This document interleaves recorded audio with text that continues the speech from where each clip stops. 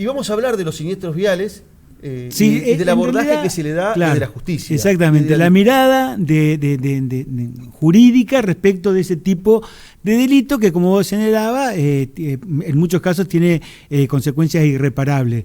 Hay casos muy graves. Hay uno que podríamos decir que en Entre Ríos y también a nivel nacional es emblemático, que es el caso en el que se resolvió la responsabilidad de Silvio Díaz en un siniestro vial que conmovió a la ciudad de Paraná y por el que recibió una pena que es considerada la más alta para un siniestro vial en todo el país. Había un caso en La Rioja, pero la Corte lo anuló. Lo anuló. O sea que era de 8 años también, 8 años, 6 meses. Y se dictó en La Rioja y la Corte cuando llegó a la Corte lo anuló. No fue, sí, porque no fue como acá que fue un abreviado. Claro, recordemos que también que esa pena tan alta en un juicio abreviado para un siniestro vial, un homicidio culposo. Homicidio simple fue en este caso. Claro, pero porque se le agregó el dolo eventual. Exactamente.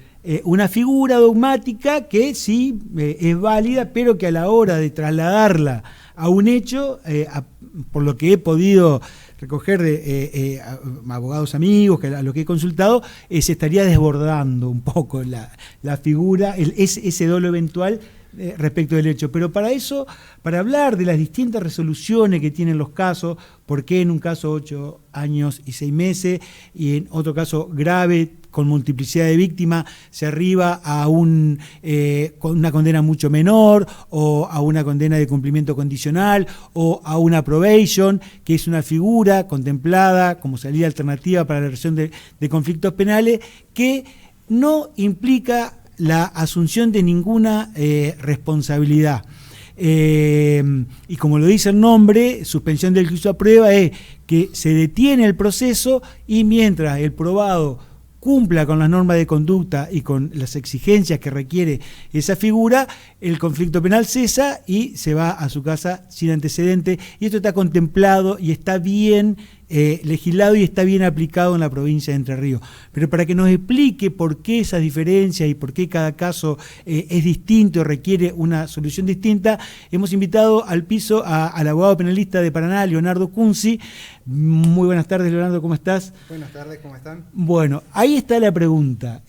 La complejidad de este tipo de situación, de delito, homicidio culposo, que tiene una mirada y soluciones distintas desde el Poder Judicial. ¿Viste? Pues la sociedad muchas veces pide cada vez penas mayores y yo reflexionaba, después de la altísima condena que se le impuso a Silvio Díaz, ¿varió algo en la situación respecto de la responsabilidad de los conductores para conducir y evitar este tipo de delito? Vos decís, en la práctica, ¿sí? En la práctica, a sí, disminuir la accidentología claro, vial? Sí. No tengo los datos para responderte, puedo tener la impresión anecdótica claro, de que pareciera que no, pero yo entiendo que esto hay que comprenderlo desde una visión más global. Primero entender que el sistema penal, el sistema punitivo, es una herramienta que posee el Estado en orden a justamente dirigir conductas y evitar resultados no deseados. Como ustedes bien mencionaban hoy, existen otras instancias, las instancias administrativas, donde el Estado primero multa, por ejemplo, con una forma de castigo o de dolor económico, se busca que determinadas conductas no se realicen, como por ejemplo, no llevar el cinturón de seguridad. Esa es una respuesta que tiene el Estado. Tenés otra posibilidad. Sí. Eso sería una infracción. Eso sería una infracción, por supuesto. Pero digo, por eso me parece importante entender que el sistema penal está encadenado en esta suerte de caja de herramientas que posee el Estado en orden de organizar la vida entre todos y evitar resultados no deseados. Lo que sucede con el sistema penal es que es la herramienta más dura, más burda, más tosca y la última que le queda. Es la opción nuclear que posee el Estado. Ya cuando se acaban todas las otras instancias es que recurre al sistema penal. Pero también, esto creo que por ahí tal vez no se percibe o no se reflexiona tan seguido la cuestión de que el sistema penal no viene a solucionar nada. El sistema penal llega después. Por definición, por antonomasia, llega cuando el resultado ya se produjo, ya la persona ya falleció, el siniestro vial ya sucedió, por lo que no se puede retrotraer al estado anterior. Bueno, pero los medios y los medios abogamos para que la gente no entienda eso. Y cada vez que hay un juicio o un debate por accidente de tránsito, planteamos como que la única solución es la cárcel, el encierro. Correcto. Comparto con vos, pero es que la cárcel no soluciona nada. No soluciona nada, eso es claro. La persona que falleció, como decía, falleció. Ahora bien, si lo que buscamos es evitar que en los futuros sucedan este tipo de hechos o disminuir la posibilidad, tenemos que ver cuáles son las herramientas que poseen mayor efectividad a la hora de ordenar a la población. Pero no son jurídicas, son herramientas que tienen que salir de otros poderes del Estado. Yo entiendo que es multidisciplinaria. Cuando ya recurrimos al sistema punitivo, es la última razón. Es una admisión de derrota implícita, porque no nos quedó otra herramienta. Claro, fallaron todas las instancias preventivas. Falló la formación inicial, falló el control, porque si bien es cierto, como decía anteriormente, de que los argentinos necesitamos el control, yo creo que eso, sí, pero creo que eso es inherente a todas las sociedades. El control debe estar, la afectación en el bolsillo es una forma punitiva, leve, muy leve por supuesto, de tratar de favorecer otro tipo de conducta, de mayor responsabilidad. Pero bueno, insisto, es un enfoque multidisciplinario donde el Estado debe tratar de utilizar todas las herramientas posibles y las menos lesivas en ese orden, de menor lesividad a mayor lesividad. Esto lo podemos comparar, que seguramente es un tema que van a tratar en algún otro programa futuro, con respecto a las herramientas o a la respuesta que utiliza el Estado a la hora de combatir, es una palabra que yo considero incorrecta, pero el tratamiento del régimen de estupefacientes. Ajá, sí. ¿Es un problema de salud pública? Sí. ¿Utilizamos el sistema penal para ello? ¿Es conveniente? ¿Ha demostrado ser efectivo? Claramente no.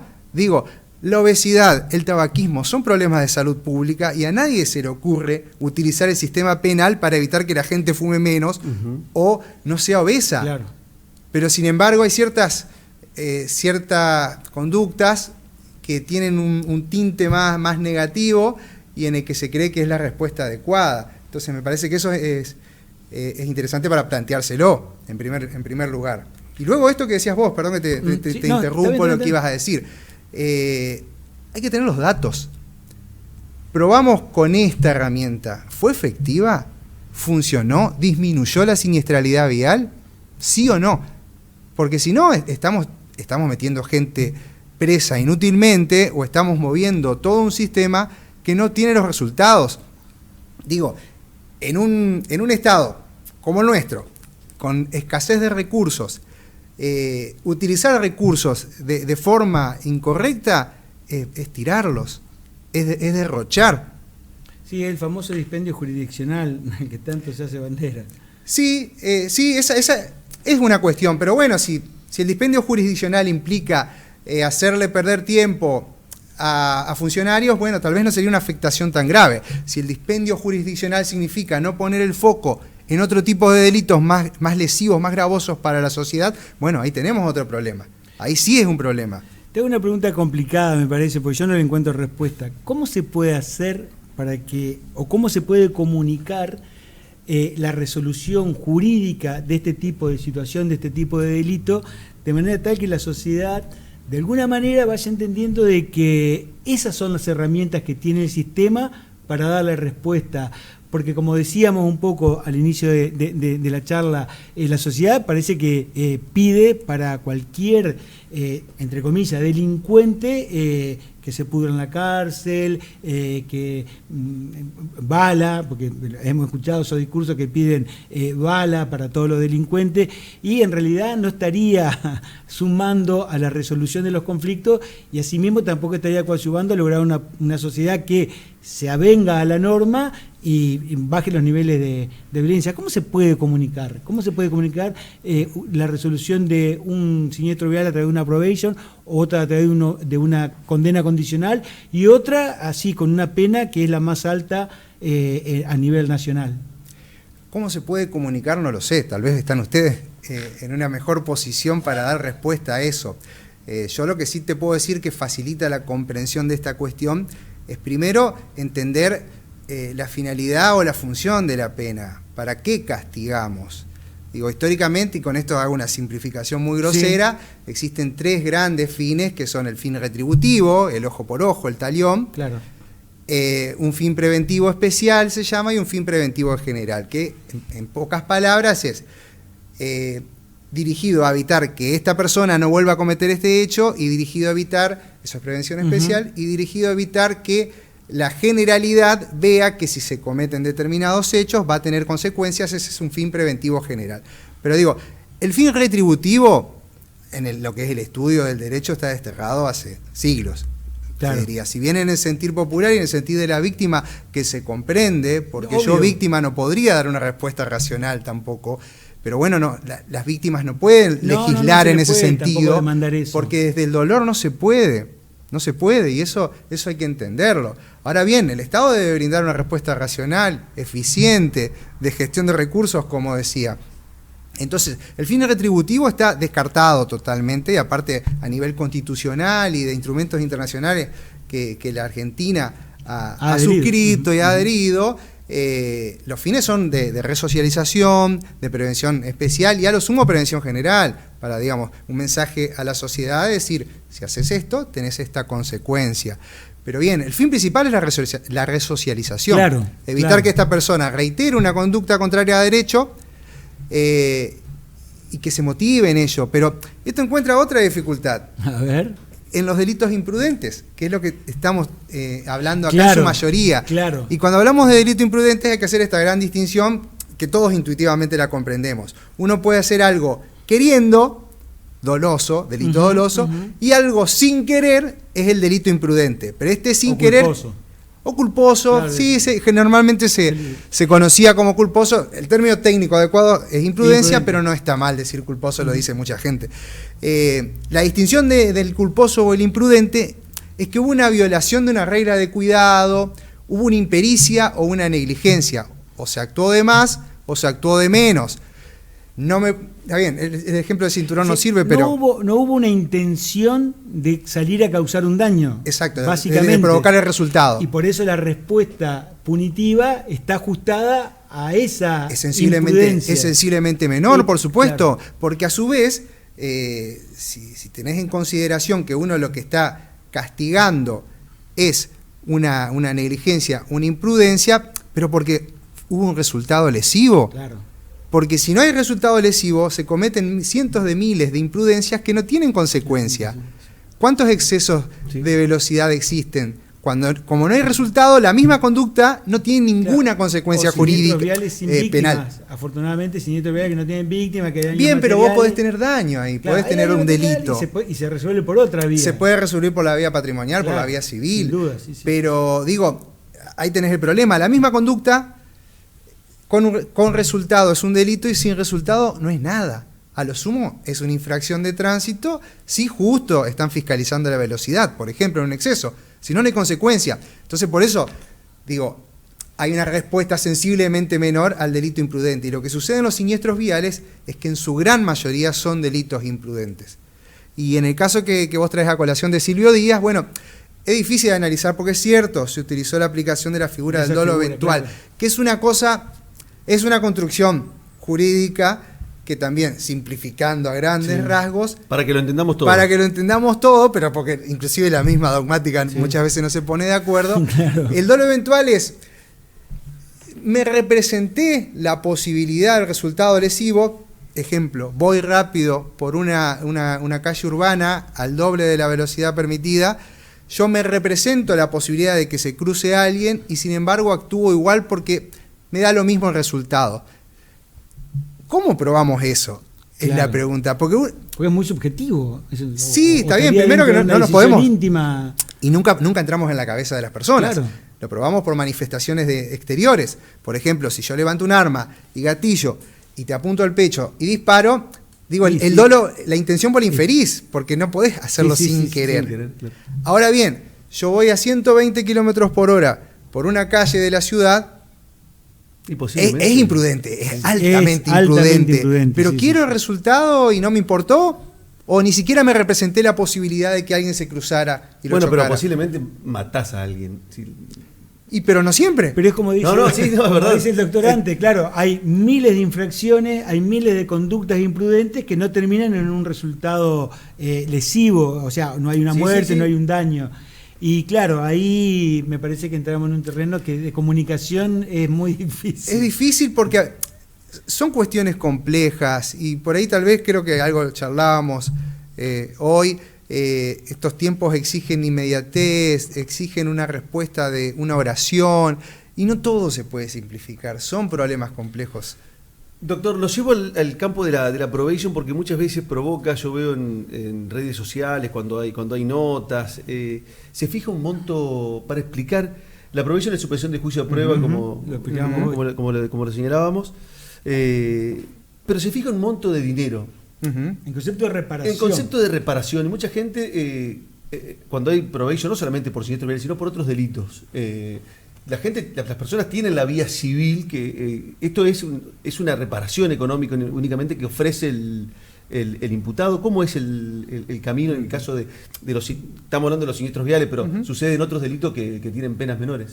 Doctor, antes que responda, quiero hacer un agreguito a lo que dice él. Pues es que yo lo he hablado con varios colegas tuyos que para mí ese párrafo de la norma genera confusión. Esa reparación económica genera confusión en la sociedad porque entiende que se paga para obtener ese resultado y nada más ajeno al espíritu de la norma que regula el Instituto de Suspensión de Juicio a Prueba. Sí, es cierto. Y primero, es una exigencia de la norma a la hora que la persona que solicita la probation o la suspensión del proceso a prueba, entre otros requisitos, debe ofrecer una reparación en la medida de sus posibilidades. El eje está puesto en la persona que ofrece la reparación, no la entidad del daño. Primera distinción que es importante hacer. O sea que una persona que no tiene patrimonio, por ejemplo, podría ofrecer 1 peso o 0 pesos.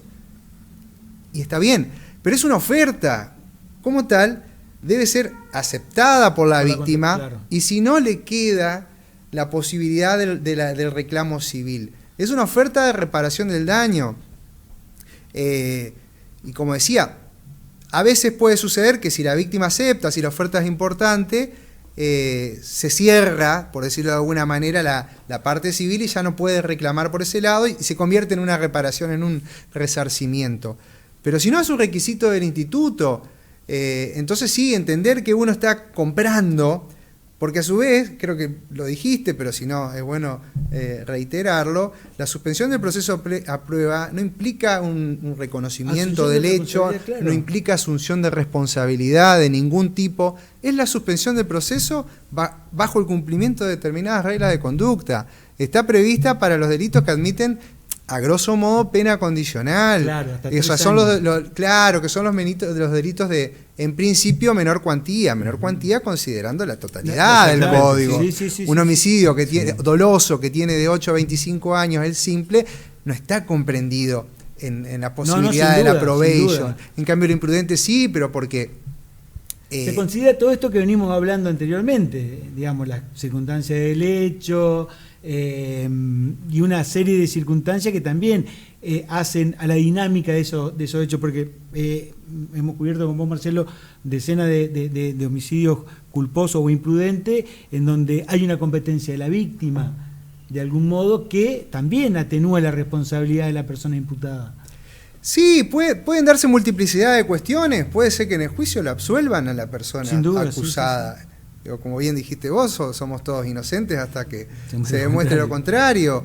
Pero sí, es un sistema que ya va a cumplir 30 años, en el 94 se incorporó en el código. La suspensión de juicio a prueba, un sistema foráneo que se exportó, pero que ha sido muy exitoso. Primero para descomprimir la actividad judicial, porque los delitos de menor cuantía tienen una válvula de escape, una salida. Y segundo, tiene una funcionalidad. Primero, penas cortas son estigmatizantes y no cumplen la función de resocialización. Esto está demostrado, no lo discute nadie, digamos, que trabaje las ciencias sociales. O sea que no cumple ninguna función.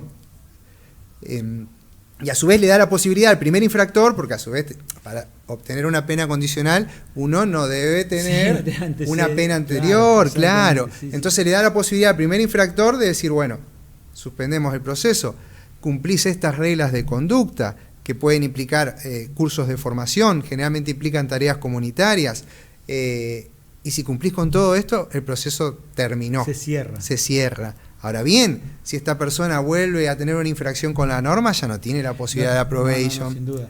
E inclusive existe la posibilidad de revocación de la probation. Y es importante destacar que si bien un delito de estas características puede resolverse a través de una suspensión del juicio de prueba o probation, implica un tránsito por el sistema penal que no deja de ser traumático, ¿eh? No es que uno va y la cuerpea, como se dice en tribunales, porque me parece que para el infractor o para la persona que está imputada por ese delito, el tránsito por tribunales también debe ser una cuestión de difícil llevar. Claramente que no compensa el dolor de una familia que perdió un familiar o que queda con un familiar severamente lesionado. Pero de algún modo también es interesante entender esto porque ayuda a entender la dinámica del proceso judicial. Nadie va a tribunal a resolver un conflicto de cualquier índole con como que si fuera de paseo. No sé si se entiende la idea. Comprendo y comparto. Primero, nada compensa el dolor de la pérdida de un ser querido, es imposible. Ni siquiera la reparación económica, mucho menos. Pero es cierto que el tránsito por el proceso penal no es gratuito. No es gratuito sentarse en una audiencia como la persona acusada. No es gratuito tener la espada de Damocles de cuál va a ser el resultado.